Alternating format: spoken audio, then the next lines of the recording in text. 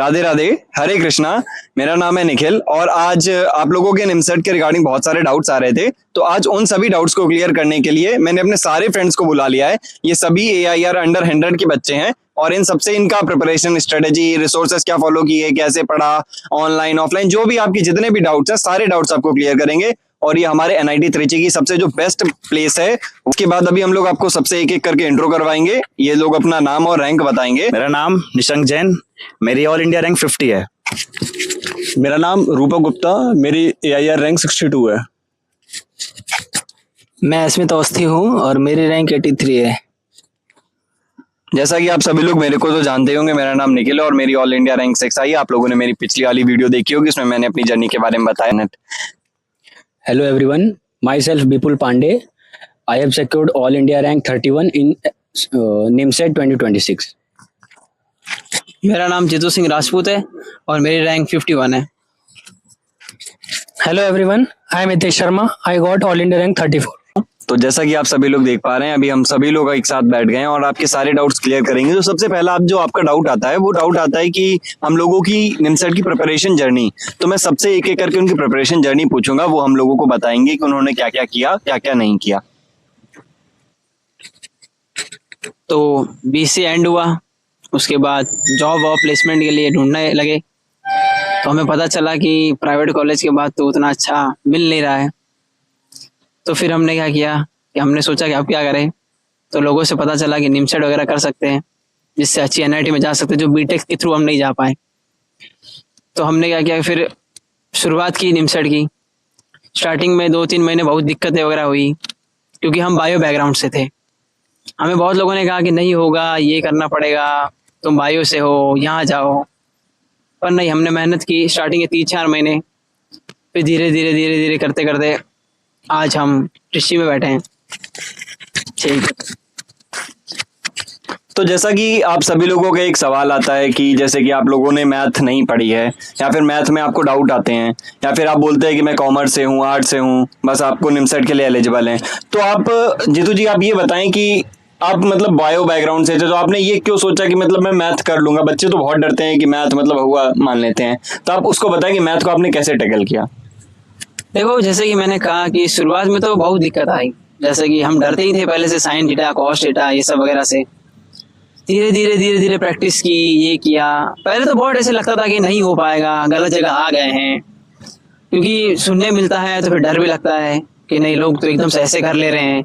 जैसे कोई नया चैप्टर चालू होता है तो लोगों के बेसिक पहले से क्लियर होते थे, हमारे होते नहीं थे। तो शुरुआती में तो बहुत दिक्कत होती है, लेकिन अगर तुम लास्ट तक टिके रह रहे हो, कर रहे हो मेहनत, तुम लगे जा रहे हो, सुनो मत किसी की, तो धीरे धीरे हो जाता है वो।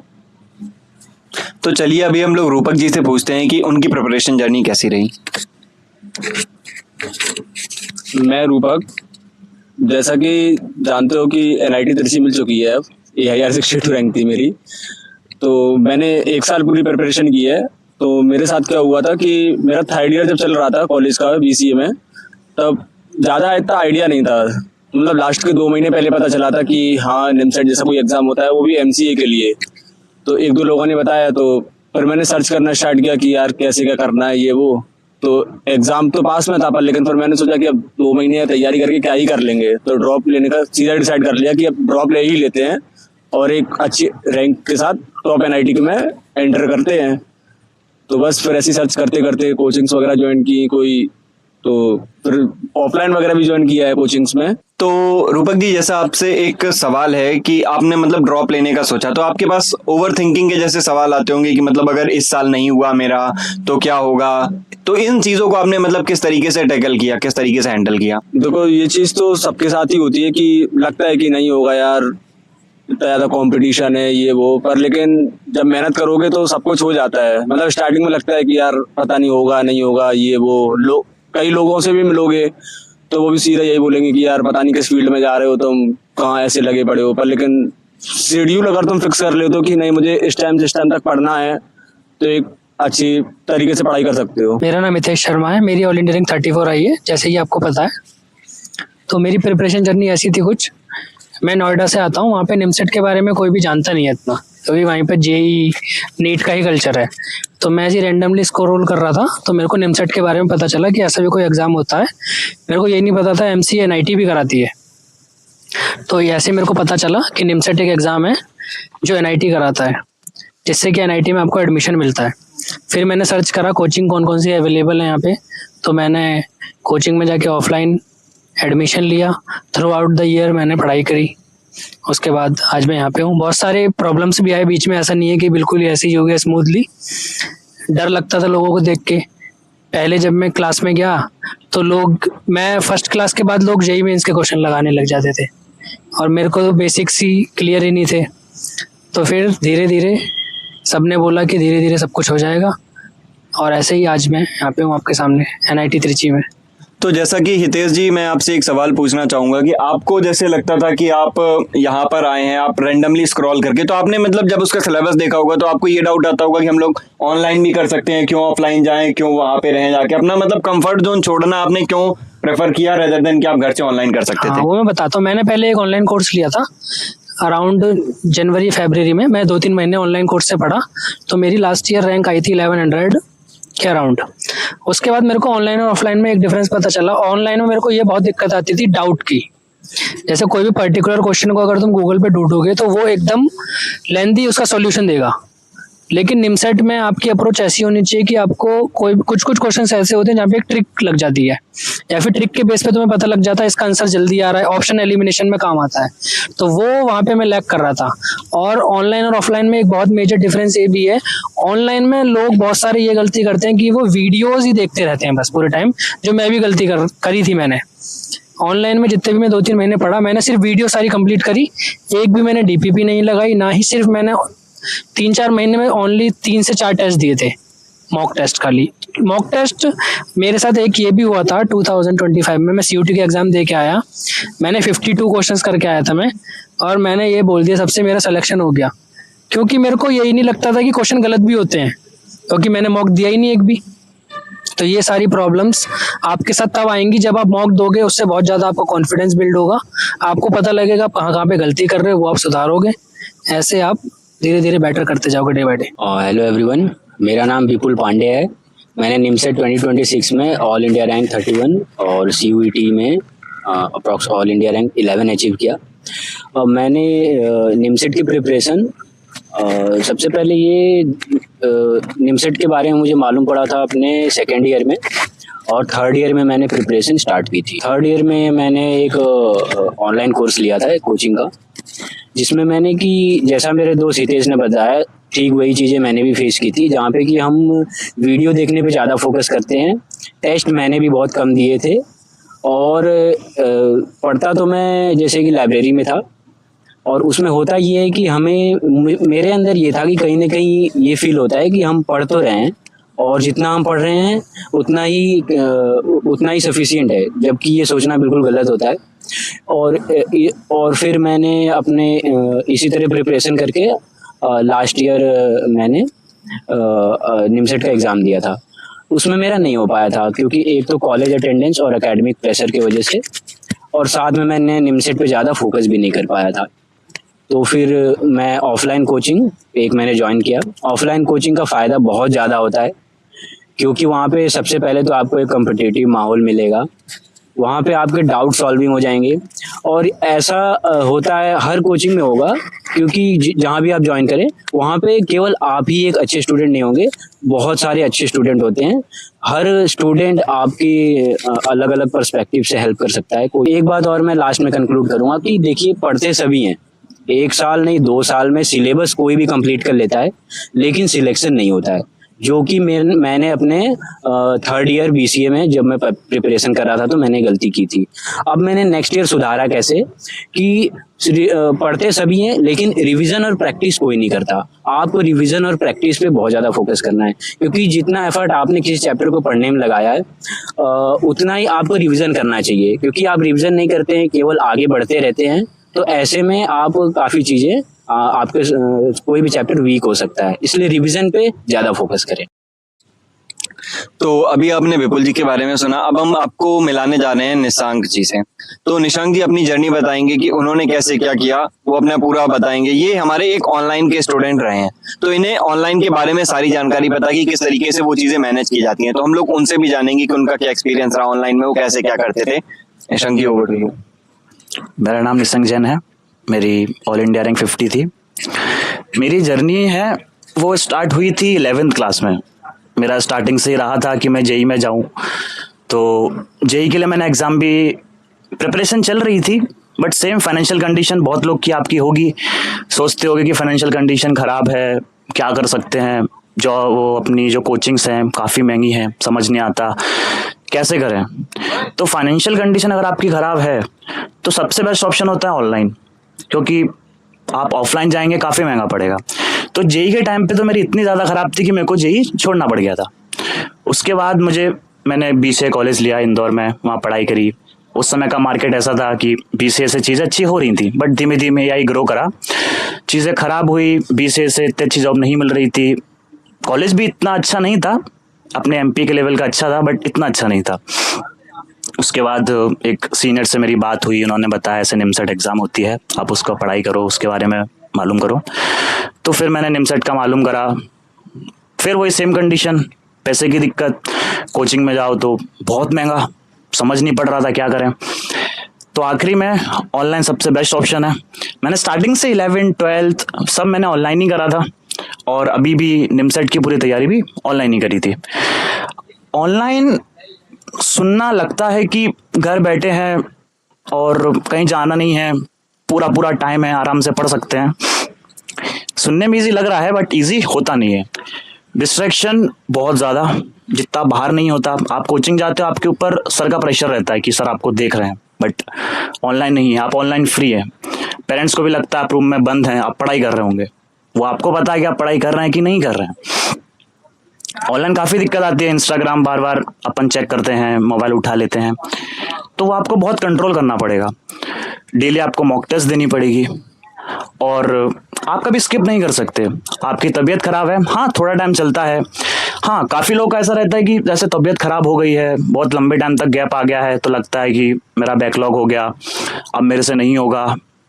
तो मैं उसका सबसे बड़ा एग्जांपल देता हूँ। मेरा जनवरी और फरवरी में मेरी पूरी पढ़ाई बंद हो गई थी due to some family situations, पूरी बंद हो गई थी। जी तो 1 मिनट भाई, आके इधर सामने बैठ जाओ। नहीं रिदम नहीं, फैमिली सिचुएशन हमें याद है। नहीं थोड़ा सा वो बना है ना, जैसे तुम कैमरे से नजर हटा रहे हो, तो वो चीज वैसे तुम बस ऐसे बैठे रहना वहीं पे, ये तो मैं देख के बोलता रहेगा। जनवरी फरवरी। तो आप लोग को ऐसा लगता है कि जैसे बैकलॉग बहुत ज़्यादा हो जाता है, कभी कभी तबीयत ख़राब हो जाती है, किसी की कंडीशंस ऐसी फैमिली की हो जाती हैं कि अपन पढ़ाई नहीं कर पाते हैं। तो मेरे साथ वो सिचुएशन हुई थी, मैं जनवरी और फरवरी में पढ़ाई नहीं कर पाया था, और वो पूरा मेरा बैकलॉग हो गया था। तो समझ नहीं आ रहा था कि पढ़ाई करूँ कि नहीं करूँ। मैंने छोड़ दी थी, मैंने उम्मीद छोड़ दी थी कि अब मेरे से नहीं होगा, मैं नहीं करता हूँ आगे। बट स्टिल कुछ लोग थे, परिवार वाले, दीदी और मेरे दोस्त लोग, उन्होंने साथ दिया। उन्होंने बोला नहीं तू कर, होगा नहीं होगा वो अलग बात है, बट तू कर। तो मैं गया, मैंने पढ़ाई करी, धीमे धीमे धीमे धीमे ग्रो करा, और ग्रो करा तो आपको दिख ही रहा है, मैं 93 में हूँ। तो कंसिस्टेंसी बना के रखना, कंसिस्टेंसी छोड़ना मत। अंदर से काफ़ी बार आएगा, जो पढ़ते हैं उनके मन में और ज़्यादा आएगा कि यार मैं तो इतना पढ़ रहा हूँ, तब भी मेरी रैंक नहीं आ रही है, कोचिंग में कम नंबर आ रहे हैं। स्टार्टिंग में आएंगे, हो सकता है बाद में भी आए, मिड में भी आए, बट धीमे धीमे आप इम्प्रूव करोगे। कंसिस्टेंसी मत छोड़ना, आप लगे रहना, हो जाएगा। तो जैसा कि आप सभी बच्चों का एक डाउट आता है कि सवाल कैसे सॉल्व करें, मेरे से सवाल नहीं बन रहे हैं, तो सवाल ना बनने का एक अप्रोच बताएं कि सवाल किस तरीके से बनने लगे, और क्या आपसे मतलब सबसे पहले से स्टार्ट से पहले दिन से ही आपसे क्या सारे सवाल बनते थे, ऐसा बताएं। मतलब बच्चों के एक मिथ होता है कि मतलब पहले दिन से ही सारे सवाल बनेंगे, तो ऐसा मेरे को नहीं लगता है, क्योंकि मैं थोड़ा सा मैं अपना एक्सपीरियंस बताता हूँ कि जब मैं पढ़ता था, मैं करता था, तो मेरे से भी सवाल नहीं बनते थे। मैं अपना क्लासरूम का एक्सपीरियंस बताता हूँ। मैं क्लास में बैठता था, क्वेश्चंस केवल नोट कर पाता था, पीछे से आंसर आ जाते थे। तो मेरे को लगता था भाई मेरा आधा क्वेश्चन नोट हुआ है, पीछे से आंसर आ रहा है। तो ऐसा कुछ नहीं होता जब आप धीमे धीमे प्रैक्टिस करेंगे। सपोज दैट कि मैं एक एग्जांपल से देता हूँ। आपने क्वाड्रेटिक इक्वेशन नाम का एक चैप्टर पढ़ा।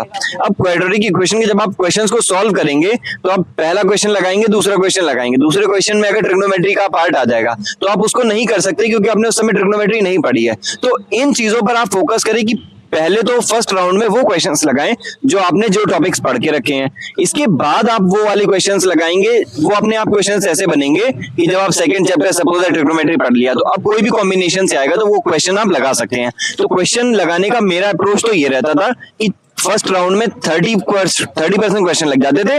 इसके बाद ओवर द टाइम वो क्वेश्चंस अपने आप लगने लगते हैं। और हाँ, सही बताऊं तो पहली बार अगर कोई भी क्वेश्चन नया होगा ना तो बहुत लोगों से नहीं लगता है। तो इसके लिए आप लोग परेशान ना हुआ करें कि आप लोगों से क्वेश्चन नहीं लग रहे हैं। क्वेश्चन सबसे लगते हैं, बट थोड़ा थोड़ा टाइम लगता है। एक बार देखे, 2 बार देखे, 3 बार देखे, वो क्वेश्चन आपसे लगेगा। इस बात पे अब इसके बारे में निशंक जी से पूछेंगे कि वो अपना क्वेश्चन किस तरीके से लगे, क्या अप्रोच होना चाहिए, वो बताएंगे। देखो, स्टार्टिंग में जब फर्स्ट टेस्ट में मैंने दिया था, मेरे माइनस में नंबर थे, -4। मेरे को अभी तक याद है, -4 नंबर थे मेरे। फिर सेकंड टेस्ट दी, स्टिल माइनस। थर्ड टेस्ट 0, थोड़ा इंक्रीमेंट हुआ बट 0। थोड़ा टाइम और टेस्ट दी, 5 नंबर, 10 नंबर, फिर से माइनस पे आ गया। मतलब आप स्टार्टिंग में जब जाओगे तो पूरे चांसेस हैं, 100% यही होगा कि आपके नंबर अच्छे नहीं आएंगे। बहुत ही कम चांस है कि आपके अच्छे नंबर आने स्टार्ट हो जाए स्टार्टिंग से, ऐसा नहीं होगा। दिक्कत आएगी, पर आप जैसे ऐसे सॉल्व करना स्टार्ट करोगे, पैटर्न ऑफ क्वेश्चन करोगे। ये हमेशा ध्यान रखना कि आप जो भी बुक लगा रहे हैं, आरडी या जो भी लगा रहे हैं, तो आप नंबर ऑफ क्वेश्चन पे ध्यान मत देना कभी भी कि भाई मैंने दिन में 100 क्वेश्चन लगा लिए, 200 लगा लिए, 300 लगा लिए। उससे कुछ नहीं होगा। पैटर्न ढूंढो, नए नए पैटर्न्स के क्वेश्चंस करो, और जो क्वेश्चन आपने सॉल्व किए उसमें आपने क्या गलती करी थी वो सोचो, वो गलती कैसे ठीक हुई वो ध्यान में रखो, एनालिसिस करो। उस चीज से चीजें बेटर होती है, ना कि नंबर ऑफ क्वेश्चंस से। मेरे कोचिंग में एक डीपीपी थी, काफी टफ थी, जेईई एडवांस लेवल की। काफी बच्चे लगाते थे, मैं नहीं लगाता था क्योंकि मुझे नहीं बनती थी। सबकी स्ट्रेटेजी अलग होती है, आप भी अपनी अलग बनाना, मैं अपनी से बता रहा हूँ। तो मुझसे नहीं बनती थी वो बिल्कुल भी। जेईई एडवांस लेवल था, काफी टफ था, और मैंने तो पढ़ा ही नहीं था जेईई स्टार्टिंग से। तो मैंने वो डीपीपी स्किप कर दी।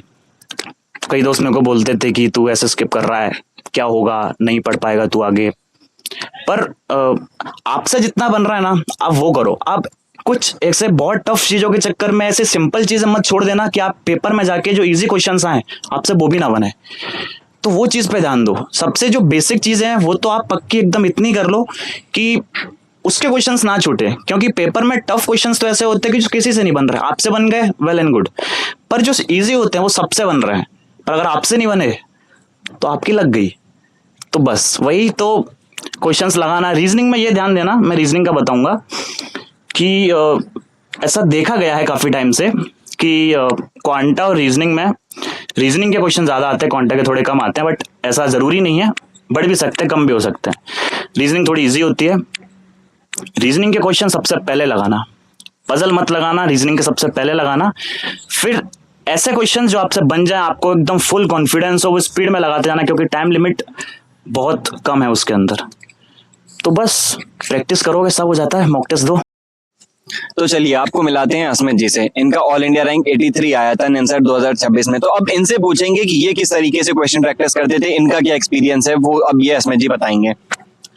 हेलो एवरीवन, मेरा नाम अस्मित अवस्थी है। जैसा निखिल जी ने बताया, मेरी 83 रैंक आई है। क्वेश्चन प्रैक्टिस कैसे करना है, कैसे नहीं, उससे पहले मैं ये बता दूं कि मैं निमसेट की फील्ड में आया कैसे। बीसीए में जब मैं था तो कॉलेज में मेरी प्लेसमेंट नहीं लगी थी, और मैंने बाहर ट्राई किया, बहुत ट्राई किया, तो मेरी एक जॉब लगी थी, बेंगलोर लोकेशन थी, 3.2 LPA। मैं कानपुर में रहता था, मैं बेंगलोर जाता कितना मेरा खर्चा होता, यही सब सोच के मैं नहीं गया। फिर दिमाग में यही सवाल था, करूं तो करूं क्या। एक दिन रैंडम यूट्यूब पे वीडियो स्क्रॉल कर रहा था, तो जैसे आज हम लोग बैठ के यहाँ वीडियो बना रहे, ऐसे एक लोग और वीडियो बना रहे थे, वो बता रहे थे अपने सुपर सीनियर के बारे में कि उनकी अमेजॉन AWS में 52 LPA की जॉब लगी है। वहाँ से मेरे मन में लालच जगा कि अच्छा ऐसी भी जगह हो सकती है जहाँ से इतना हाई पैकेज जा सकता है। फिर मैंने वहाँ से उनके वीडियो को फॉलो करना चालू किया, तब मुझे पता लगा कि निमसेट जैसा एग्ज़ाम भी होता है। और मेरा BCA थर्ड ईयर पूरा क्लियर हो चुका था। इतना ज़्यादा मैं घबरा गया था कि इस एग्ज़ाम के बच्चे फर्स्ट ईयर से तैयारी करते हैं और मेरी बुद्धि सनक रही है थर्ड ईयर के बाद।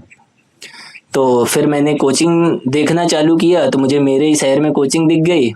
वहाँ मैंने ऑफलाइन जाना ज़्यादा बेटर समझा, क्योंकि मैं बहुत मक्कार छात्र हूँ। और अगर आप भी मक्कार छात्र हैं तो आप सही जगह पे आए हैं, क्योंकि मेरे जैसा बंदा जो 2 मिनट बैठ के पढ़ाई नहीं कर सकता, वो ऐसे कम्पिटिटिव एग्ज़ाम के लिए पढ़ने के लिए आया। इसीलिए मैंने ऑफलाइन कोचिंग बहुत अच्छा समझा अपने लिए कि मैं वही ज्वाइन करके चला जाऊँ। फिर जब मैंने ऑफलाइन ज्वाइन किया, उसके बाद भी मैंने पढ़ाई करना बंद कर दी। फिर धीरे धीरे अपने आप को समझाया, दूसरों को देख के मोटिवेट हुआ, क्योंकि क्लास का माहौल जो भी कोचिंग हो चाहे जैसी भी हो, सब में अच्छा ही रहता है। तो मैंने दूसरे बच्चों को देख के पढ़ना चालू किया। मैंने देखा कोई 200 लगा रहा है, कोई 500 क्वेश्चन लगा रहा है, ईमानदारी से मैं 10 क्वेश्चन नहीं लगाता था। फिर मैंने अपने सर से बात करी और उनको एकदम अंधा जिसे कहते हैं वो मैंने करना फॉलो चालू करिए। तो जैसे अगर उन्होंने कोई DPP दे दी तो मेरा एक टारगेट फिक्स रहता था कि मैं अपने दोस्तों से पहले DPP लगा लूँ। कोई भी टेस्ट आए तो उसे ऑन टाइम देना मेरे फर्स्ट प्रायोरिटी थी, कि जब भी टेस्ट आए मैं एक्टिव बैठा रहता था। इतना लापरवाह छात्र जो कभी पढ़ता नहीं था, वो धीरे धीरे इतना समझदार बन गया कि टेस्ट आने से 5 मिनट पहले इतना मन में अच्छा लगता था कि आज टेस्ट आएगा, मैं दूंगा, मेरी क्या रैंक बनेगी। तो पूरे साल कंसिस्टेंट मैं कोचिंग में अंडर टॉप 10 रहा हूँ और लगातार मैंने पढ़ाई करी। और बात आते हैं उस पर क्वेश्चन प्रैक्टिस की। तो जब शुरुआत में कोचिंग ज्वाइन करी थी तो मुझे कोई आइडिया नहीं था कि कौन सी बुक लगानी है, क्या लगानी है। मेरे ही सीनियर जो कोचिंग में पढ़ रहे थे, मैंने उनसे पूछा, तब मुझे पता चला कि इररलेस और RD शर्मा नाम की 2 बुक होती हैं जिनसे मैथ की प्रैक्टिस अच्छी हो सकती है। तो इररलेस मुझे ठीक समझ में नहीं, तो मैंने RD शर्मा को उठाया। जैसे एक चैप्टर फिनिश होता था मैं उसकी तुरंत RD लगा देता था। हालांकि सर होमवर्क देते थे, बट मैं उससे पहले RD लगा देता था। और प्रैक्टिस यहाँ मोटिवेट हो गया, मैंने पढ़ाई चालू करी और ये चला 2 महीने। उसके बाद सारा मोटिवेशन ख़त्म। मैं फिर अपने बैक ट्रैक पे आ गया। मस्त रूम पे जाता था, रील चलाता था, कोचिंग आता था, जितनी क्लास हुई चला गया। अब मेरी रैंक डाउन होने लगी। जहाँ मैं टॉप 10 पे आता था, अब मैं टॉप 30 टॉप 40 पे चला गया। फिर डिमोटिवेशन तो यार होते ही है कि मन में बनाया था 52 LPA का अमेजॉन का पैकेज, और अब तुम आके यहाँ कर रहे हो लापरवाही। तो फिर मैंने अपने दोस्तों के साथ उनको देख के कि ये पढ़ रहे हैं, मेरे सीनियर्स पढ़ रहे हैं, बाकी दूसरे अच्छी रैंक ला रहे हैं, मैं यार क्या कर रहा हूँ। फिर मैंने और पढ़ाई और मेहनत करना चालू किया। फिर देखो, जब इतना होता है कि तुम बहुत ज़्यादा लापरवाह हो चुके होते हो तो पूरा हाई पीक पे आने पे आपको समय लगता है। और तब तक तो दिसंबर निकल चुका था। 6 महीने में तुम कितना समय लोगे। तो मैंने इतना ही सोचा कि जितना मेरी कोचिंग में कराया जा रहा है मैं उतना करूँगा। DPP मिली तुरंत लगाया, टेस्ट मिला तुरंत लगाया। सर अगर फार्मूला पूछ रहे हैं तो मेरी पहली अप्रोच होती थी कि मैं कभी फंसूँ ना। बस मैंने ज़्यादा कुछ नहीं किया। मैंने मतलब कि जितना मुझे पढ़ाया गया मैं लगातार उसको मेहनत के साथ पढ़ता गया। हाँ, निमसेट का हो चाहे कोई भी कम्पिटिटिव एग्ज़ाम हो, वो आपकी कंसिस्टेंसी मांगता है। कई बच्चे हैं जो लगातार 24 घंटे में 18 घंटे, 19 घंटे, 20 घंटे इवन पढ़ते रहते हैं। सोने से पहले पढ़ते हैं, सोने के बाद पढ़ते हैं, लेकिन उनका नहीं होता है। क्यों? क्योंकि माइंड पे बोझ बन जाता है। आपको थोड़ा फ्री भी रहना चाहिए। तो मैंने ज़्यादा कुछ नहीं किया, मैंने इतना पढ़ा। लेकिन मैंने दिसंबर के बाद जब मेरी बुद्धि जगी तो मैंने 6 महीने लगातार पढ़ा। निमसेट 2026 का इतना हार्ड एग्ज़ाम आया था, उस पर भी मैंने अपना कॉन्फिडेंस लूज़ नहीं होने दिया और एग्जाम अच्छा गया। रैंक आपको पता ही चल गई और आज त्रिची में बैठे हैं, मन लग रहा है, बढ़िया मजा आ रही है। तो चलिए, जैसा कि आपने बोला कि आप स्टार्ट में 2-2 मिनट 3-3 मिनट तक भी नहीं बैठ पाते थे, तो आपको मतलब जैसे बहुत सारे बच्चों का सेम डाउट मेरे को भी यही आता है। बहुत सारे बच्चे पूछते हैं कि भैया मैं बैठ नहीं पा रहा हूँ, पढ़ नहीं पा रहा हूँ, ऑनलाइन में वीडियो देखता हूँ तुरंत स्विच कर लेता हूँ। तो ये प्रॉब्लम मेरे साथ भी यही होता था कि मैंने सबसे पहले तो जैसा मैंने बताया था कि पहला अप्रोच यही रखा था कि मैं ऑनलाइन वीडियो वगैरह पढ़ लूंगा, फिर टेस्ट सीरीज ले लूंगा, तो मैं ऐसे कर लेता था। बट ऐसा मेरे से नहीं हो पाता था। मैं 5 मिनट वीडियो देखता था, फिर दूसरे टैब पे, फिर दूसरे टैब पे। तो सेम सिचुएशन इन्होंने ऑफलाइन भी फेस की। मैंने तो पहले ऑनलाइन फेस की, इस वजह से मेरे को दिक्कत हुई तो मैंने ऑफलाइन ज्वाइन किया। अब ये ऑफलाइन में जाके ये सिचुएशन फेस कर रहे थे, तो इनसे पूछते हैं कि इन्होंने मतलब उसको किस तरीके से डील किया। तो जो उन्होंने 2 महीने का जो बनाया ना मोटिवेशन, वहां तक ही कैसे पहुंचे। बाद में तो इन्होंने बताया कि वापस ये डाउन हो गए। उससे पहले जो इन्होंने 2 महीने में बनाया, तो उसके लिए इन्होंने 15, 20 दिन, 30 दिन दिया। मतलब एक प्रोसेस होता है, जो हम लोगों को जो प्रोसेस का टाइम होता है वो देना ही पड़ता है उस तरीके से। अब वो बताएं कि आपने देखो ये बात तो ठीक है कि कैसे मैंने 2 मिनट में टिक नहीं पाता था पढ़ाई में, 3 मिनट 4 मिनट, मतलब सच में मैं नहीं बैठ पाता था। सुबह आके मुझे इतना बोरिंग लगता था। सर 8 बजे कोचिंग बुला लेते थे, 8 बजे आया और क्लास होती थी 11 बजे। 8 से 11 मैं क्या करूं, तो फ्री फायर गेम है वही खेलने लगता था। अब बच्चे मुझे समझाएं कि यार तू पढ़ने आया है क्या करने आया है, तो मैं कहते था तुम ज्ञान मत दो, मैं अपना कर लूंगा। लेकिन यार फिर मुझे धीरे धीरे रियलाइज हुआ कि मैं यहाँ गेम खेल रहा हूँ, सामने वाला बंदा 150 क्वेश्चन सुबह 8 से 11 बजे तक लगा चुका। तो यही चीजें मुझे मोटिवेट करती रही। और देखो सबकी लाइफ में डिमोटिवेशन आता है, लेकिन वो सीखता दूसरे को देख के ही है। तो मैंने भी यही किया, जब दूसरे बच्चे पढ़ते थे उनको देख के मैंने मोटिवेशन फील किया। और मैंने अपना वो सपना याद किया जब मैं सोच रहा था कि मैं अमेजोन में जाऊंगा या किसी हाई पेइंग जॉब में जाऊंगा, तो उससे मैंने मोटिवेशन लिया और मैंने फिर से पढ़ाई करना चालू किया। और फिर 2-3 महीने पढ़ता चला गया और फिर से मैं डाउन हो गया। अब 2-3 महीना इधर से, जुलाई से अक्टूबर निकला, अक्टूबर बर्बाद हुआ, नवंबर बर्बाद हुआ, दिसंबर बर्बाद हुआ, सर्दी आ गई। इवन 26 जनवरी को जब सर मोटिवेट कर रहे थे कि अब आपको अंडर 20 रैंक लानी है, ऐसे करके कि मतलब अब मुझे कोचिंग से इतने बच्चे चाहिए, फिर यार मुझे लगा कि मैंने इतना टाइम फिर से वेस्ट कर दिया। कहाँ मैं टॉप 10 में आ रहा था, कहाँ इन्हीं बच्चों के बीच में मैं 40-50 पे आ गया। तो मैंने फिर से अपनी पढ़ाई चालू करी और जितने भी सारे सीनियर्स के वीडियो पढ़े थे मेरी कोचिंग के, मैंने सबको देखना चालू किया कि वो कैसे पढ़ते थे। हालांकि आप वैसे नहीं पढ़ सकते, लेकिन एक सहारा मिल जाता है, एक गाइडेंस मिल जाती है कि हाँ सामने वाले बच्चे को ट्रॉफी मिल रही है, सामने वाले बच्चे को महंगे महंगे गिफ्ट मिल रहे हैं और कई सारी चीज़ें। मतलब एक चीज़ रैंक अचीव करना, एक अच्छी NIT अचीव करना, टॉप NIT अचीव करना, इसे देख के मोटिवेशन फील होता है। तो वहाँ से फिर मैंने पढ़ाई चालू की। जैसा मैंने बताया कि समय बहुत ज़्यादा निकल चुका था, अब RD शर्मा एररलेस लगाने का कोई सीन नहीं बचा था। इवन मैं रोज यही सोचता था कि अब जो मैंने शुरुआत के टेस्ट दिए थे मैं वो रिपीट करना चालू करता हूँ। लेकिन मैं ये गारंटी से कह सकता हूँ कि ये किसी के साथ नहीं होता। हाँ कर सकते हो आप, अगर शुरुआत से मेहनत करते तो आपने जैसे 10 टेस्ट दिए तो आप रिपीट कर दो फर्स्ट से। लेकिन जैसे दिन का दिन बढ़ता चला जाता है, जो मैंने 3 महीने लापरवाही कर दी उसमें तो कम से कम 100-150 टेस्ट निकल चुके थे। अगर मैं शुरुआत से करने जाता तो ना हो पाता। 1-2 में मैंने ट्राई भी किया था बट नहीं हो पाया। तो फिर मैंने एक ही लास्ट सहारा समझा कि देखो अभी भी तुम्हारे पास लगभग 4-4.5 महीने का समय बाकी है। और ऐसे कई सारे बच्चे हैं जो 7 महीने 8 महीने में निकाल लेते थे।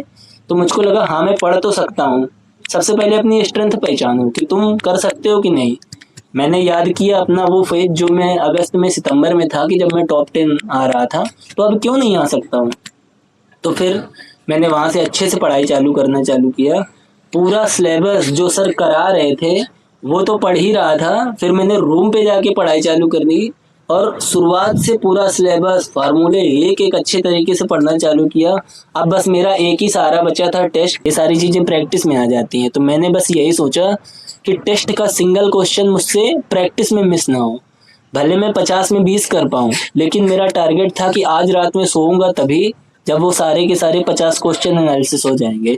और इतने सारे टेस्ट हो जाते हैं कि आपको हर टाइप के क्वेश्चन का आइडिया लग जाता है। तो 26 जनवरी 4 दिन वो हटा लो, फरवरी से आप मान लो, फरवरी से मैंने ऐसी मेहनत चालू करी, सारे टेस्ट टाइम टू टाइम देना चालू किया, सबका एनालिसिस करना चालू किया। इतना ही करने पे आज देखिए 26 जैसे टफ एग्जाम में भी मैं 83 रैंक ले आया। और अगर आप भी मक्कार हैं तो आप मुझ जैसे को समझ सकते हैं कि मैं आज यहाँ इतनी अच्छी NIT में बैठा हूँ। तो आप ये गलती ना करो, आप जुलाई से ही इतना पढ़ना चालू कर दो। बहुत पढ़ने की ज़रूरत नहीं है, आराम आराम से पढ़ो। जहाँ भी आप पढ़ रहे हो उसको प्रॉपरली फॉलो करो। कई जगह भटकने की ज़रूरत नहीं है कि किसी की सस्ती टेस्ट सीरीज आ गई आप ज्वाइन कर लिए। आप जहाँ भी हो वहाँ के ईमानदार रहिए, शांति से पढ़िए दूसरे को डिस्टर्ब मत करिए और जितना हो सके दूसरे को क्वेश्चन बताइए, इससे आपकी प्रैक्टिस बढ़ती है। फॉर्मूला रिवाइज करना मत भूलिए, धीरे धीरे करेंगे सब कुछ हो जाएगा। वहाँ बैठ के एज ए स्टूडेंट आज मैं यहाँ ज्ञान दे रहा हूँ तो ऐसा आपको लगता है कि क्या ये ज्ञान दे रहे हैं। हाँ, जब स्टूडेंट होता है तो उसको डर फील होता है क्योंकि उसको कोई नॉलेज नहीं होती कि आगे क्या होगा क्या नहीं होगा। बट मैं सच्ची बताऊं, निमसेट ऐसा है कि एग्जाम है कि अगर आप इसमें 30% भी मेहनत कर लोगे ना ईमानदारी से और कंसिस्टेंसी से, तो एग्जाम निकलना तय है, अच्छी एनआईटी मिलना बिल्कुल तय है।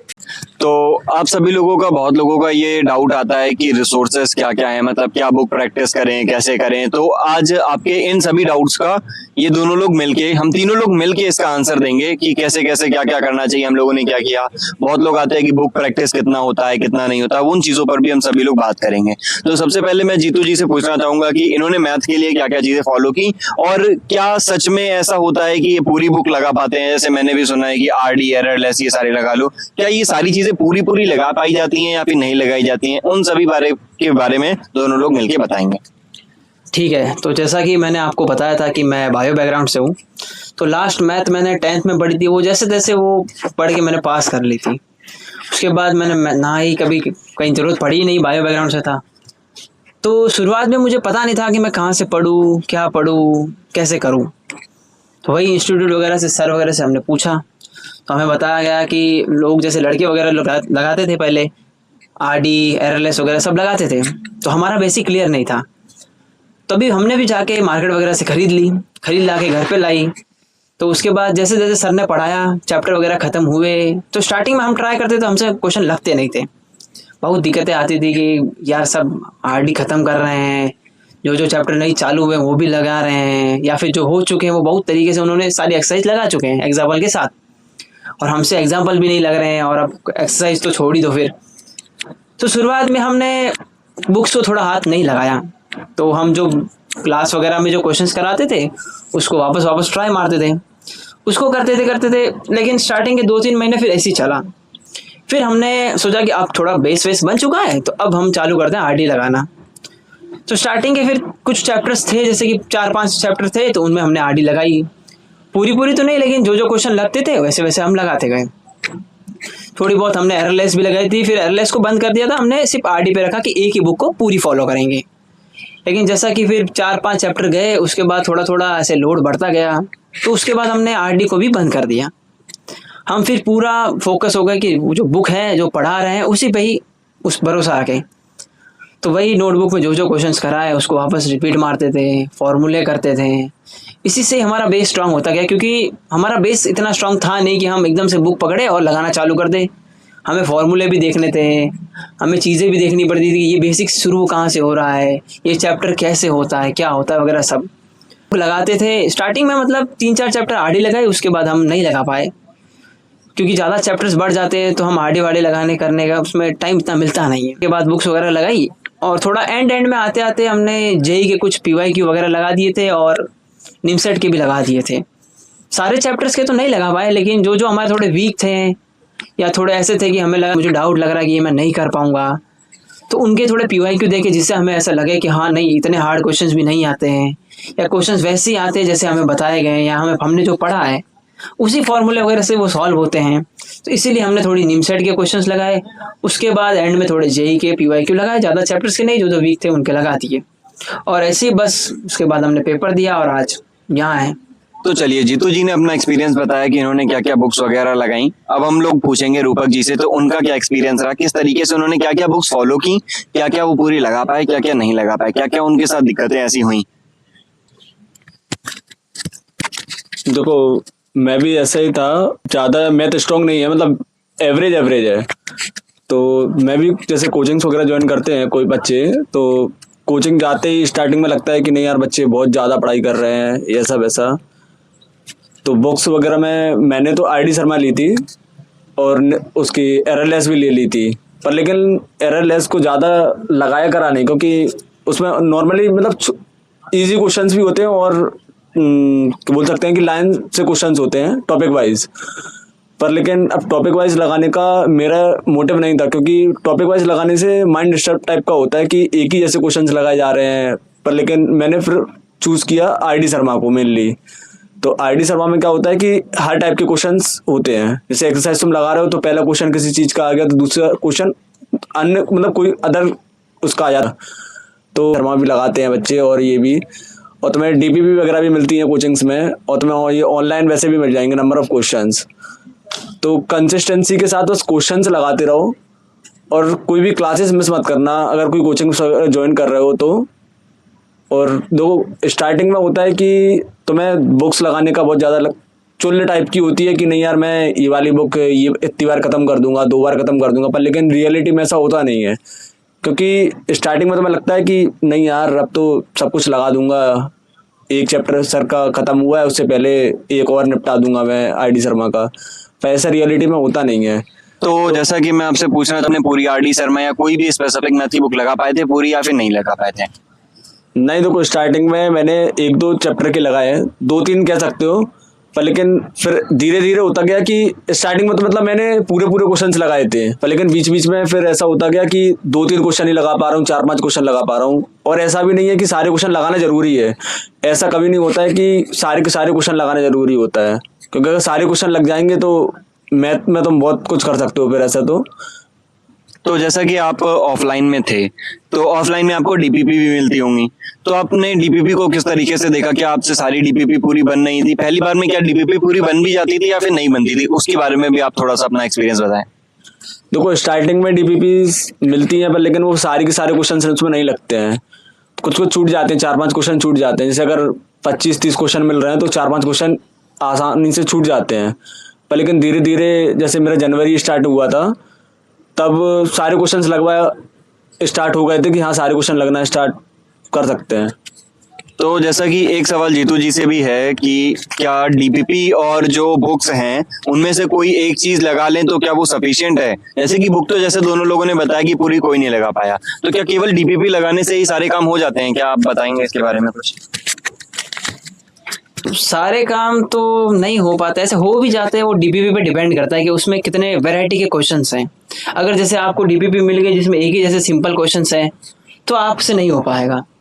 तो डीपीपी जितनी स्ट्रांग हो और जितने वैरायटी के क्वेश्चंस हो तो वो अच्छा रहता है। हमें डीपीपी लगानी चाहिए पूरी उसको अच्छे से। जब हमें लगे कि चैप्टर वीक है तो जो हमें डीपीपी मिली थी उनको एक बार वापस लगाओ। ये अच्छी चीज़ें हैं कि सिर्फ बुक्स पर डिपेंडेंट ना रहो।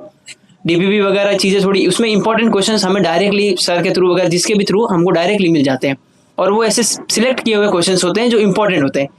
तो डीपीपी जरूरी तो है। तो ऐसा ही जैसे आपने जीतू जी का सुना, तो मेरा भी यही एक्सपीरियंस है कि बुक्स को लेना मतलब बुक्स लगाने का था कि मैंने भी बुक्स वगैरह बहुत सारी खरीद के रखी थी। ठीक है, मैंने उनको स्टार्ट किया लगाना, पहला चैप्टर होता था लगा लेता था, दूसरा चैप्टर हुआ लगा लिया, तीसरा चैप्टर हुआ नहीं लगा पाया। क्यों नहीं लगा पाया? क्योंकि मेरा कॉलेज भी था, कॉलेज को भी मेंटेन करना है, असाइनमेंट भी करना है, सारी चीजें करनी है, इसके बाद सर की डीपीपी आ रही है, वो सारी चीजें भी करनी है। तो सही बताऊं तो सारी चीजें एक साथ मैनेज नहीं हो पाती है, और जब आप स्टार्ट से ही सोच लेते हैं कि आपको बुक ही लगानी है तो धीमे धीमे आपके ऊपर एक प्रेशर टाइप का बनने लगता है। तो आई विल रिकमेंड यू कि आप, बहुत अच्छी बात है बुक लगाना, कोई बुरी बात नहीं होती, आप जितनी ज्यादा से ज्यादा बुक हो सके उतना लगाएं, बट ये है कि उस चीज का प्रेशर मत बनने दें। पहले आपको जो टास्क दिया जाए, जो आपको होमवर्क दिया जाए, जो आपको डीपीपी दी जाए उतना कंप्लीट करें, इसके बाद आप बुक पर जाएं डायरेक्ट। ठीक है ना? तो ये बात को आप बहुत अच्छे से ध्यान रखें। और अगर कोई बुक आपसे पूरी नहीं लग रही है तो उसको बस आप ट्राई करें कि आप पूरी लगाएं, बट अगर नहीं लग रही है तो उसका प्रेशर नहीं लेना है। क्योंकि देखो मेरे को भी था कि लास्ट तक मेरे पास भी यही प्रेशर रहता था कि मैं बुक नहीं लगा पाया, बट लिटरली मैं बता रहा हूँ कि आप अगर कोई भी एक चीज फॉलो कर लेते हैं, जैसे आप क्लास का कंप्लीट चीजें करते प्रॉपरली, ठीक है, जैसे मैंने क्लास प्रॉपर की थी, तो उससे आपका कोई भी आप बुक उठाएंगे तो 50 to 60% क्वेश्चंस वहीं से बन जाते हैं। इसके बाद आप डीपीपी एकदम प्रॉपर करेंगे, कंप्लीट करेंगे, जो कि मैं लास्ट वाली नहीं कर पाया था, कोऑर्डिनेट की मैं नहीं कर पाया था प्रॉपरली, बट मैंने स्टार्ट की सारी की थी।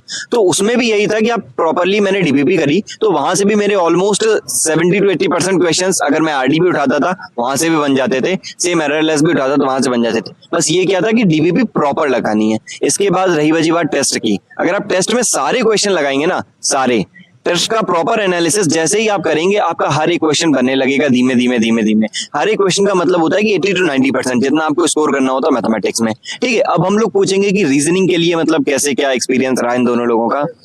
जैसे कि रूपक जी एक चीज और ऐड करना चाहेंगे, तो रूपक जी बताएं। देखो डेली का तुम्हें टेस्ट तो देना ही है, मतलब कोचिंग अगर ज्वाइन करोगे तो डेली एक टेस्ट आता ही है। तो मेरा कहना ये है कि कम से कम 50 क्वेश्चन तुम्हें ऐसे लगाने होंगे जो तुम टेस्ट एज अ टेस्ट भी दो और उसका तुम उनका प्रॉपर एनालिसिस करो। ऐसा नहीं होना चाहिए कि तुम टेस्ट में दे रहे हो लेकिन टेस्ट के टाइम नहीं बन रहा है तो कोई बात नहीं, उसका छोड़ सकते हो उस टाइम, लेकिन जब एनालिसिस करो तो उसको प्रॉपर एनालिसिस करना जरूरी है, क्योंकि जब तुम एनालिसिस करोगे तो उनका अप्रोच समझोगे कि किस तरीके से क्वेश्चन हो रहा है। और एक चीज और मैं बताना चाहूंगा कि जरूरी नहीं है कि क्वेश्चन करने का तरीका क्या है, क्योंकि तुम जब जैसे सीनियर से या फिर टीचर से पूछोगे तो हो सकता है कि वो तुम्हें एक ही टाइप का मतलब एक ही सॉल्यूशन बताए, लेकिन तुम्हें कोई दूसरा तरीका आ रहा है उसको सॉल्व करने का तो तुम उसको भी फॉलो कर सकते हो बिल्कुल, क्योंकि तुम्हें एग्जाम जब आता है तो वहाँ पे ये नहीं देखा जाता है कि तुम किस अप्रोच कौन सी लगा रहे हो, वहाँ पे तुम्हारा सॉल्यूशन देखा जाएगा और सॉल्यूशन ही मैटर करेगा बस। तो जैसा कि अभी इन्होंने बताया कि क्वेश्चन को सॉल्व करने का जो तरीका, जो बेस्ट तरीका हमें भी यही लगता है, जैसे मैंने जो पर्सनली फॉलो किया था कि बहुत सारे मेथड होते हैं, ट्रिक्स होती हैं, टिप्स होती हैं, उन सभी चीज़ों का आपको ध्यान रखना होता है। जैसे सब्स्टिट्यूशन मेथड हो गया, कोई भी डायरेक्ट वैल्यू पुट करके हो गया, ऑप्शंस को एलिमिनेट करके हो गया, ऑप्शंस की वैल्यू को पुट करके हो गया। तो इन चीज़ों पर भी आप काम करें at the time of exam में, जब आप क्वेश्चन सॉल्व कर रहे हो, जब आप अपने टेस्ट दे रहे हो, तब इन चीज़ों को लगाना होता है। एग्जाम के बाद आपको उसका प्रॉपर सोल्यूशन आना चाहिए, ये चीज़ मैंडेटरी होती है। अगर आप जब क्वेश्चंस के प्रॉब्लम को समझेंगे कि ये बोल रहा था, ये बोल रहा था, स्टेप बाय स्टेप आप करेंगे ना तो आपका बहुत अच्छा से एकदम बेस बिल्ड होगा। फिर आप उस तरीके का, क्योंकि उससे ये होता है ना कि ट्रिक आप लगाएंगे भूल जाएंगे, बट अगर आपको बेस कंसेप्ट पता है ना तो अगर सेम सिंपल क्वेश्चन आएगा तो आप कभी गलत नहीं करेंगे। इस बात पे आपको बहुत अच्छे से ध्यान रखना है। तो जैसा कि अभी हम एलआर के बारे में पूछ रहे हैं, तो एलआर के बारे में जैसे कि रूपक जी बताएं कि एलआर के लिए वो क्या करते थे। देखो एलआर के लिए मैंने ज्यादा नहीं, मतलब जो टेस्ट में क्वेश्चंस वगैरह आते थे तो मैंने तो प्रॉपरली वैसे वही लगाए हैं, और जब टेस्ट के टाइम भले ही नहीं लगते थे पर लेकिन जब उनका एनालिसिस करता था तो प्रॉपर एनालिसिस करता था, तो मैंने तो वही लगाया है मेनली, पर लेकिन बुक्स वगैरह मैंने कोई उसकी ज्यादा लगाई नहीं है। तो जैसा कि रूपक जी ने बताया कि एलआर का उन्होंने टेस्ट से किया, तो जैसे मैं एलआर में जैसे मोस्टली 2 बुक रेफर की जाती हैं, एक बीएस सजवाली की रीजनिंग के लिए होती है, एक आरएस अग्रवाल की क्वांट के लिए होती है। आप अगर चाहें तो आप लगा सकते हैं, बट जैसा कि इन्होंने भी बताया, इन्होंने नहीं लगाई, मैंने भी बताया, मैं भी नहीं लगा पाता। मैं टॉपिक उठाता था, टॉपिक से 2 4 5 10 क्वेश्चन हो गए। बाकी का हम लोग किस तरीके से प्रैक्टिस करते थे, हम जहाँ पे इंस्टीट्यूट में थे, ठीक है, तो वहां पे प्रॉपरली एक शीट दी जाती है, वहां से लगता था। बाकी का मोस्ट ऑफ द टाइम हम लोग क्वेश्चन की प्रैक्टिस करते थे टेस्ट से। टेस्ट में हमारे में 40 से 50 क्वेश्चन आते थे मिक्स्ड। वो सारे टेस्ट के क्वेश्चंस हम लोग क्या करते थे, जैसा कि मैं क्या करता था पर्सनली, एक क्वेश्चन लिया और उसका देखा कि किस टॉपिक से है, वो टॉपिक मेरा पढ़ा है तो ठीक है, नहीं पढ़ा है तो उसको बाद में फिर वो टॉपिक कवर कर लिया, उसके रिगार्डिंग जितने भी क्वेश्चंस आ रहे हैं उन सारी चीजों को बना लिया, पैटर्न क्या बनना है वो चीजें वहीं पे लिख ली। तो ऐसा ही शायद आई थिंक रूपक जी भी आप अभी ऐसे ही करते होंगे कि टॉपिक को देखा, टेस्ट से क्वेश्चंस करे रेदर देन कि अलग से नहीं करा। हाँ वही चीज करिए, मतलब जैसे कोई क्वेश्चन आ जाता है तो मतलब टेस्ट के टाइम नहीं बनता है तो एनालिसिस कर रहा हूँ जिस टाइम, तो उस टाइम जैसे कोई क्वेश्चन आ जाता है टाइम एंड वर्क का है, क्वांट का क्वेश्चन, तो उसको थोड़ा सर्च कर लिया कि ये किस टाइप के क्वेश्चंस होते हैं, तो बस उससे पैटर्न समझ आ जाता है कि इस टाइप से क्वेश्चन होना है। तो जैसे कि एक और सवाल है जीतू जी से कि जैसा बहुत सारे बच्चे जो कोचिंग इंस्टीट्यूट ज्वाइन भी कर लेते हैं तो most of the time reasoning जो है एक टाइम के बाद चालू की जाती है, और जब भी हम लोग किसी भी ऑफलाइन इंस्टीट्यूट में जाते हैं तो बच्चे अलग अलग टाइप के आते हैं, कुछ ड्रॉपर्स होते हैं, कुछ फ्रेशर्स होते हैं। तो जो बच्चे फ्रेशर्स होते हैं उनको बहुत सारा ज़्यादातर डाउट ये आता है कि मतलब भैया वो तो पीछे वाला जो बच्चा है मेरे जो पीछे बैठता है वो ड्रॉप लिए, वो अभी से रीजनिंग कर रहा है और मेरे को फोमो हो रहा है, मतलब कि मैं अभी से नहीं कर पा रहा हूँ। जो कोचिंग में भी होता है मोस्टली अगस्त जैसे इस टाइम पे चालू हो गया होगा, अगस्त सितंबर में चालू होता है, तो बच्चों को बहुत सारी दिक्कतें आती है। तो उन दिक्कतों को जीतू जी आपने किस तरीके से हैंडल किया, आपने क्या मतलब जहाँ पे भी थे आपने वहां पे फॉलो किया उनको किया, या फिर आप भी अपने ऊपर से लेकर यूट्यूब वगैरह से पढ़ने लगे? और आप ये भी बताएं कि यूट्यूब से क्या पढ़ना रिगार्डिंग द निमसेट और एसएससी की वीडियो देखना, क्या वो चीज़ कितना वर्थ इट है? तो जैसा कि आपने पूछा कि क्वांट के या फिर निमसेट रीजनिंग के लिए हमने कैसे किया, तो देखो ऐसा है कि जब आप शुरुआत करोगे तो आप पे पहला प्रेशर है मैथ। जब आप मैथ को टैकल करने जाओगे तो फिर दूसरा प्रेशर आता है रीजनिंग, क्योंकि जब आप टेस्ट वगैरह दे रहे होते हो तो आप मैथ से कुछ क्वेश्चन नंबर्स उठाते हो, कुछ कहीं से उठाते हो, ऐसे करके आपका स्कोर बनता है। लेकिन जो कर चुके होते हैं, जिनको रीजनिंग आती होती है, वो वहीं से भी नंबर खींच जाते हैं, तो आपको डर लगता है कि यार इनका रीजनिंग भी क्लियर है, ऐसा है वैसा है। तो आप क्या करो कि जैसे शुरुआती फेज पे तो आप थोड़ा मैथ पे रह जाओ डिपेंडेंट, लेकिन थोड़ा टाइम के बाद ऐसा रहो कि जब आप बोर हो जाओ मैथ से, कि यहाँ ऐसे लगे कि नहीं यार आज मन नहीं है, आज मैथ नहीं लगाना है वगैरह नहीं लगाना है, तो आप रीजनिंग भी लगा सकते हो। और जैसा कि लोग कहते हैं कि एसएससी सीजीएल की आ रही है या फिर बहुत टफ टफ एग्जाम्स की रीजनिंग की बुक लगानी पड़ेगी, तो ऐसा नहीं है, इतनी टफ रीजनिंग नहीं आती है। रीजनिंग ऐसी आ जाती है कि जो भी आपको, जो जहाँ से भी आप पढ़ रहे हो, वो जो पढ़ा रहे हो वो देखो, जो शीट्स मिल रही है वो करो, और एक बस ऐसा है कि उसको पूरा छोड़ मत दो। रीजनिंग ऐसा नहीं है कि आप आज लगाए और उसके बाद 1 महीने बाद लगा रहे हो तो आपको वैसी की वैसी आएगी, ऐसा नहीं है। रीजनिंग का ऐसा है कि आप कभी भी लगाओ तो उसमें कांस्टेंट बने रहो, कि आज शाम लगा दी तो 2 दिन बाद फिर लगा दो, कुछ दूसरा टॉपिक लगा दो। ऐसा नहीं है कि पूरे दिन आप मैथ लगा रहे होंगे, ऐसा तो कभी नहीं होता है। कोई भी बच्चा पूरे दिन मैथ नहीं लगाता है, वो बोर हो जाता है। तो आप जैसे बोर हो जाओ, आपके पास कुछ काम नहीं है कि अब नहीं मैथ नहीं लगाना है, अब ये नहीं करना है, तो आप रीजनिंग को लेके बैठ जाओ। बहुत सारे इंटरेस्टिंग टॉपिक्स है उसके अंदर, जो आपके वीक है उस पर काम करो। तो मेरे हिसाब से ज़्यादा नहीं, जब भी आप बैठो 1-1.5 घंटा इनफ है, उतना रीजनिंग अगर आप कर लो तो आपकी निमसेट की जर्नी आराम से क्लियर हो जाएगी। वो कोई ज़रूरत नहीं है कि आप कहीं भी बड़ी बड़ी एसएससी की बुक लगाने जाओ, उनमें जो पैटर्न आ रहा है, जो टाइम ड्यूरेशन है, वो हमारे नहीं है, अपने हैं 30 मिनट में 40 क्वेश्चन है, उस हिसाब से इजी टॉपिक्स भी है। और जब भी आप रीजनिंग वगैरह के टेस्ट दो तो आप पहले ऐसे करो कि जो इजी वाले टॉपिक्स है ना, या जिससे क्वेश्चंस आ रहे हैं जो आपके 30 सेकंड 40 सेकंड या 50 सेकंड के अंदर बन जाते हैं, उनको फटाफट कर लो। उसके बाद जैसे कि है कि पजल वगैरह है, तो अगर आप शुरुआत करते हो पजल से ही, तो टेस्ट में अगर आपका पहला पजल नहीं बना तो वैसे हम ऐसे डर जाते हैं। तो आप पहले बेसिक क्वेश्चन उठाओ, फिर पजल करो एंड में, और ऐसे टेस्ट अपना खत्म करो। मत करो ऐसा कि बच्चे वगैरह जैसे करते हैं कि एसएससी वगैरह की यूट्यूब पे वीडियो देखते हैं, वो कुछ और टॉपिक पढ़ते हैं, जबकि रीजनिंग वगैरह हमारे निमसेट में आती है अलग लेवल की। आप जहाँ से भी पढ़ रहे हो, वो आपको जो भी रिसोर्स प्रोवाइड कर रहे हैं उससे करो, इनफ है। कहीं भी आपको और कहीं ढूंढने की जरूरत नहीं है एसएससी वगैरह की वीडियो के, उतना कर लो बस। जब भी टेस्ट दो तो आप देखो कि आप कैसे क्वेश्चन कर पा रहे हो। आप कहीं किसी क्वेश्चन में से ज्यादा टाइम लग रहा है तो उसको स्किप मारो। आप पहले सब छोटे छोटे क्वेश्चन कर दो, जिससे आपके अच्छे खासे क्वेश्चन हो जाएंगे। उसके बाद जो लास्ट के 5-7 मिनट बचते हैं उसमें आप पजल वगैरह करके एक अच्छा स्कोर ले सकते हैं। यही मैंने एंड तक किया। जब मैं बोर होता था तब तक मैं रीजनिंग लगा लेता था। ऐसे कोई भी डेडिकेटेड मैंने ऐसा नहीं था कि सुबह उठ के लगानी, ऐसा मेरा कभी नहीं था। मेरा जब मेरे को फ्री टाइम मिलता तब मैं करता था। जब मेरी मैथ एक बार अच्छी हो गई थी उसके बाद मैंने थोड़ा लास्ट में कंसिस्टेंसी दिखाई थी रीजनिंग में, बस। तो जैसा कि आप लोगों ने दोनों के बारे में बातें सुनी, तो सबका मतलब ऑन द होल निचोड़ यही है, समरी यही है कि जब भी आप मतलब अगर किसी इंस्टीट्यूट में, सबसे पहली बात तो आप उनको फॉलो करें, जब वो रीजनिंग करवाएं तब आप करें। अदरवाइज अगर आप सेल्फ स्टडी कर रहे हैं तो सबसे बेस्ट रिसोर्स क्या होता है, आप सिलेबस को प्रिंट आउट करें, जो भी उसमें टॉपिक्स हैं, उसके बाद उन टॉपिक्स को देखें। उन टॉपिक्स में सपोज दैट कोडिंग डिकोडिंग का है तो कोडिंग डिकोडिंग डालें यूट्यूब पे, जो भी 5, 10, 15, 20 मिनट, आधे घंटे का एक लेक्चर है उतना कंप्लीट कर लें। इसके बाद आप सबसे पहले जाएं निमसेट के पीवाईक्यूज पे, वहां पर जाके देखिए कि किस तरीके से क्वेश्चंस पूछे जा रहे हैं। आप वो चीज देखें रेदर देन कि आप एसएससी का कोई एक पूरा प्लेलिस्ट फॉलो करें। उन चीजों को थोड़ा सा अवॉइड करें आपका, क्योंकि जो आपका एग्जाम पैटर्न है वो अलग है, जो एसएससी का एग्जाम पैटर्न है वो अलग है। क्वेश्चंस का लेवल उसमें अलग आता है, इसमें अलग आता है। दोनों में हर जगह पर आप ट्रिक ढूंढेंगे, ये करेंगे वो करेंगे, तो वो चीजें नहीं लगती हैं। हाँ लगती हैं, बहुत सारे सवालों में लगती हैं। सपोज दैट अगर 40 क्वेश्चन आ रहे हैं उसमें 20 में लग जाएंगी, बट आपको ज्यादा से ज्यादा स्कोर करना है तो आपको अपना दिमाग लगाना पड़ेगा। इस वजह से ट्राई करें कि आप पहले निमसेट का पीवाईक्यू देखें, उसके बाद आप समझें कि आपको किस तरीके के क्वेश्चंस की प्रैक्टिस करनी है। तो जैसा कि कंप्यूटर के रिसोर्सेज के बारे में भी हम लोग डिस्कस करते हैं, तो कंप्यूटर में मतलब मैंने क्या फॉलो किया था, जो भी मेरा टेस्ट में आ रहा है, ठीक है, मैं टेस्ट को प्रॉपर कर लेता था, उससे जो क्वेश्चन पैटर्न ऑफ क्वेश्चंस बनते थे वो कर लेता था, पीवाईक्यू कर लेता था। मेरे लिए इतना सफिशिएंट था। जो हमारे इंस्टीट्यूट में पढ़ाया गया उतना हमने कंप्लीट किया।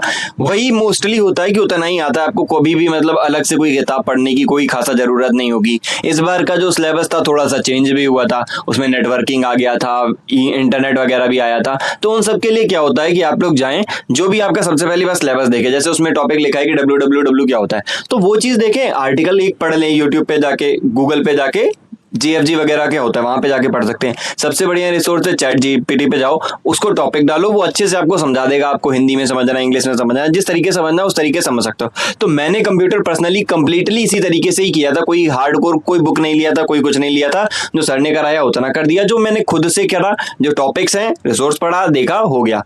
क्वेश्चंस की बात रही, क्वेश्चन किस तरीके से जो टेस्ट में आते थे, जो क्वेश्चन वहां पे बन गए, नहीं बने उसको बाद में एनालिसिस में देख लिया किस तरीके से बनते हैं।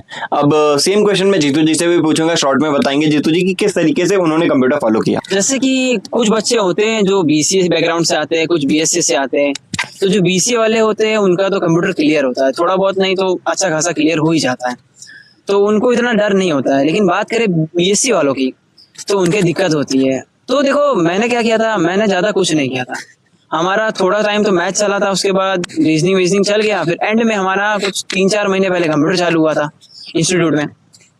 तो सर ने वही ज्यादा नहीं, जो सर ने जो पढ़ाया, सर ने फिर एक कॉपी दे दी थी, उसमें से पढ़ के उसी से ही सब हो गया था। ज्यादा उसमें प्रेशर मत लो, वो आपके जहीं भी आप पढ़ रहे हो, जहां भी आप जो कर रहे हो, वो जो भी रिसोर्स प्रोवाइड करते हैं उसी में ही हो जाता है। बाकी ऐसा नहीं है कि आपको कहीं और जाके यूट्यूब से वगैरह से ढूंढने की जरूरत है कंप्यूटर के लिए कि नहीं ये भी पढ़ लेता हूँ, वहां से भी आ जाता हूँ। सबसे पहले अपना सिलेबस देख लीजिए कि निमसेट का सिलेबस क्या है, उस हिसाब से अगर किसी में डाउट हो कि आप कहीं से क्लियर नहीं हो रहे हो तो फिर आप जा सकते हो अगर यूट्यूब वगैरह के लिए। लेकिन कंप्यूटर के लिए मोस्टली मैंने अपने जो सर थे उन्होंने जो चीट्स प्रोवाइड की, जो पीपीटीज प्रोवाइड की, उसी में ही मेरा तो हो गया था। तो सेम सवाल मैं रूपक जी से भी पूछूंगा, उन्होंने कंप्यूटर के लिए ऐसा क्या खास किया या फिर अलग से किया, या फिर जो हम लोगों ने फॉलो किया वही चीज उन्होंने भी की? देखो वैसे निमसेट का जो सिलेबस है कंप्यूटर का, वो 40 to 50% तुम्हारा बीसी बैकग्राउंड का ही होता है। तो मैंने वही, मतलब मेरा भी बीसी बैकग्राउंड ही था, तो 40 to 50% तो मेरा ऐसे कवर हो गया था। और बाकी मैंने कोचिंग्स में जो भी इंस्टीट्यूट में, और बाकी मैंने कंप्यूटर का जो टेस्ट वगैरह जो होते हैं कोचिंग्स में भी टेस्ट होते हैं, मतलब अलग से होते हैं, और फुल टेस्ट जो मॉक होते हैं वो भी होते हैं। तो 20 क्वेश्चंस एक टेस्ट में आते हैं, तो वो क्वेश्चन तुम सारे लगा सकते हो। बाकी मैंने जैसे किया था, तो जो सिलेबस होता है वो मैंने जेमिनी को दे दिया था कि ये। तो जैसा कि रूपक जी ने बताया कि इन्होंने क्या किया था कि अपना जो सिलेबस था वो जेमिनी को दे दिया था और उससे बोला था कि क्वेश्चंस को जनरेट करे for the exam point of view कि किस तरीके से आते हैं। तो आप समझ पा रहे होंगे कि एआई इस लेवल पर भी पहुंच गया कि वो हमारी एग्जाम प्रिपरेशन में भी हेल्प करता है। तो आप उसको इस तरह से भी अप्रोच कर सकते हैं। तो जैसा कि अभी आपने कंप्यूटर के बारे में पता कर लिया है, अब हम लोग इंग्लिश के बारे में बात करते हैं। तो इंग्लिश मतलब 40 नंबर का आता है, उसमें 10 सवाल होते हैं, ठीक है, 4 और -1 का स्कोर होता है। तो अब इंग्लिश के बारे में जानते हैं, सबकी एकदम फनी स्टोरी है, ठीक है भाई। इंग्लिश कोई भी सच में नहीं पढ़ता है, लिटरली बता रहा हूँ। मोस्टली किसी इंस्टीट्यूट में नहीं पढ़ाई जाती है, अगर कहीं पढ़ाई जाती है तो अच्छी बात है, बहुत अच्छी बात है। उसका बेसिक सिलेबस है ना, उतना चीज कवर कर लो, जैसे कि एक्टिव पैसिव हो गया, वोकैब हो गया, ग्रामर हो गया। बट ये नहीं है कि तुम डेली आधा घंटा 1 घंटा इंग्लिश के लिए दे रहे हो, तो ये चीज वर्थ हमारे हिसाब से नहीं है। अगर जो बुक रीडर होते हैं, जो रीडिंग का ज्यादा प्रेफर करते हैं, तो उनके लिए तो इंग्लिश बहुत ही आसान है। जिन्हें मतलब लोग कहते हैं कि सीबीएसई बोर्ड वालों की इंग्लिश बहुत अच्छी होती है, तो ऐसा कुछ नहीं है। अभी आप लोग हमारे अगर स्कोर सुनेंगे तो बहुत अच्छा सा आपको समझ में आएगा। तो सबसे पहले हम लोग जीतू जी से बात करते हैं कि वो इंग्लिश किस तरीके से करते थे। मैं तो अपना बताऊं तो मैं टेस्ट से ही करता था, केवल टेस्ट में जितना आया उतना कर लिया। इसके बाद अब जीतू जी बताएंगे। देखो तो मेरा ऐसा सीन था कि मैं इंग्लिश के लिए एंड के महीने तक बाकी रहेगा पेपर से पहले, तब तक मैंने कुछ नहीं किया था। मैं इंग्लिश को इतना मतलब लाइटली लेता था क्योंकि देखो 40 नंबर की आती है, तुम्हारे पास मैथमेटिक्स पूरा पढ़ा है, तुम्हारे पास रीजनिंग पढ़ा है, तुम्हारे पास कंप्यूटर पढ़ा है, तो पूरा अच्छा खासा स्कोर तुम वहाँ से खींच जाते हो। तो रीजनिंग की इतनी मतलब वो जो इंग्लिश है उसकी इतनी ज़रूरत पड़ती नहीं है। तो मैंने उसको पूरा ही लाइटली ले लिया था कि क्या है, ठीक है 40 नंबर का ये वो। तो जब टेस्ट आता था तो अपना कॉमन साइंस और जो थोड़ी बहुत इंग्लिश आती है उसी से मैं टेस्ट देता था। बाकी थोड़े मैंने फिर एंड में महीने भर पहले थोड़े वोकैब देखे थे, जैसे आर्टिकल वगैरह जो ये बेसिक चीज़ें होती थी उतनी मैंने देख ली थी।